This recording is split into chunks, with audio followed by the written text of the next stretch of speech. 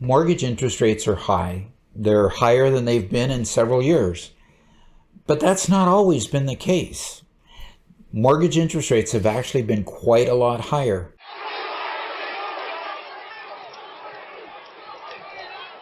I got married in 1980. Let me tell you about it.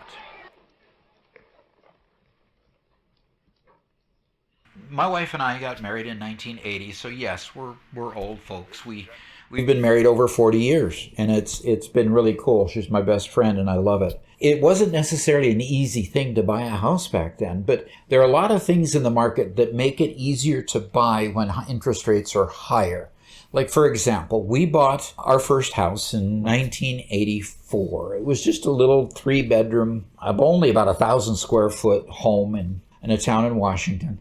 And we had our second and third child there, so we quickly outgrew the house after being there only 3 years. But we bought it, and you notice that looking in 1984-ish, at that period of time, it was about 13% interest rate. We did get a mortgage with a local bank. We qualified for the mortgage. I was not making a whole lot of money at the time. I had gotten my first real job, but we were able to afford a home, even though the interest rates were at 13%, almost double what they currently are at the 7% range. So let's fast forward that a little bit, because you'll notice that from the 1984 period of time when we bought our house, interest rates have basically been heading downward steadily through the next couple decades. In 92, we buy our next house, a bigger house, one that we can, grow into. We ended up with 5 children eventually, and, we raised them mostly in that house. At that point in time, people, in order to make the real estate market move forward, they would offer loans on their own. So here's the situation.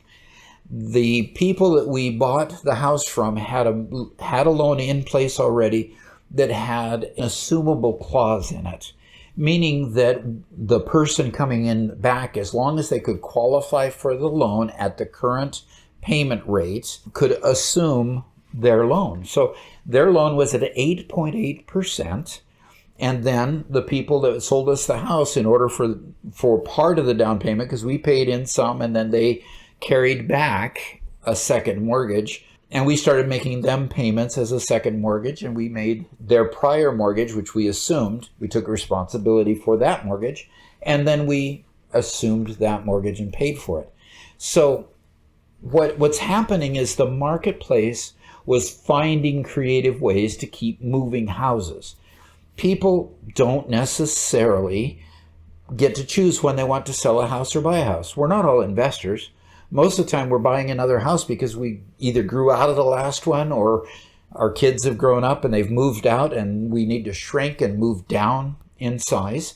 So we don't necessarily choose when we get a new job that's out of the area or have life-changing events happen in our life. So as time went on, we finally then, in 2005, bought our next house. Well, 2005, we see mortgage rates being in the 5-6% range. And in fact, in order to get into that house, we actually held 2 mortgages at the time. But what was unique about that period of time is that was the period of no doc mortgages. In other words, you could tell them what income level you had. They did a little math on a paper napkin, basically, and they gave you the loan. So we tried to sell our house in Washington. We bought a new house in Missouri. And during that transaction, the people in Missouri would not take an offer on their house that had any contingency on selling the prior house. The market was moving. It was heated up at the time. And so they wouldn't accept a contingency at all. So we had to buy that house on the hopes that we got our house in Washington sold and that we could move and not carry 2 mortgages at once.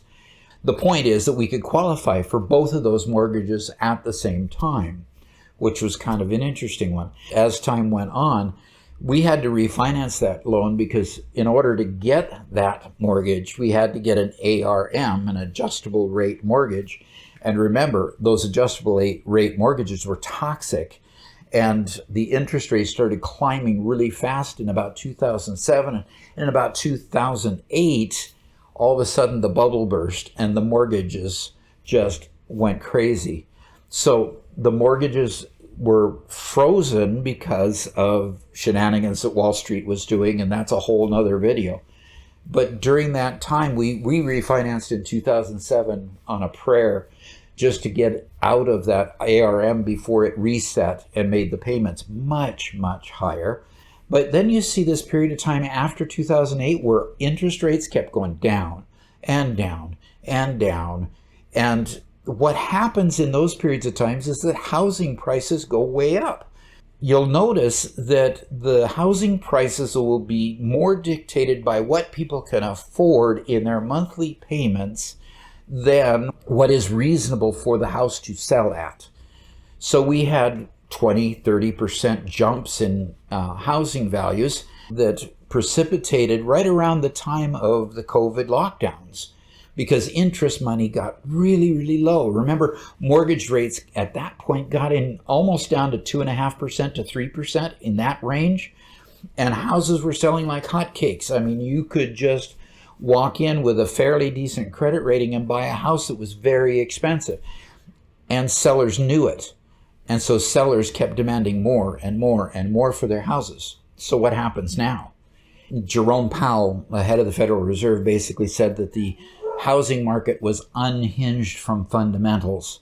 And with it being unhinged from fundamentals basically means that houses shouldn't cost that much.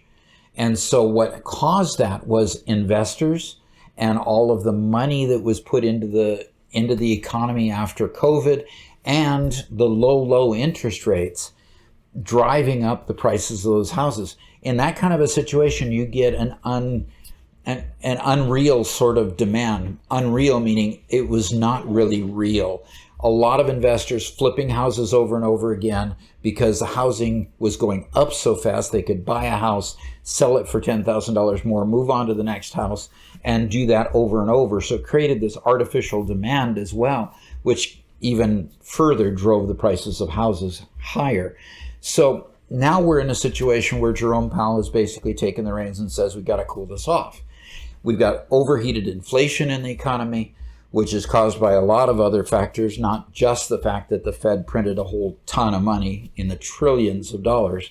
But the other reason is simply because mortgage prices were so low. So now mortgage prices are going up, and they're at 7% now versus the 2.5% to 3% that they were at the lows. And that's going to push people out of the market because housing prices are still high and mortgage money is now expensive. You can't have both. You can't have both high home prices and mortgage money costing too much, because remember, people will buy based on what they can afford in a monthly payment. If you can't afford the monthly payment, you can't buy a house. If you can't buy a house, that means a seller can't sell a house to you. Plain, pure, and simple. What has to give in an environment like that is prices have to come down. Just, the law of supply and demand.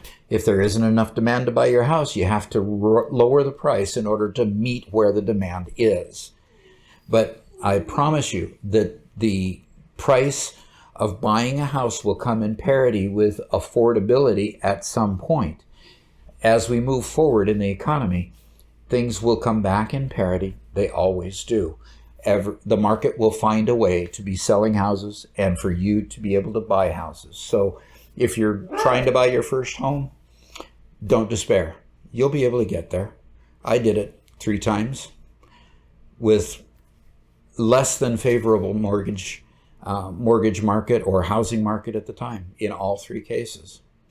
Hope you've enjoyed this. This is Dr. Econ, signing off.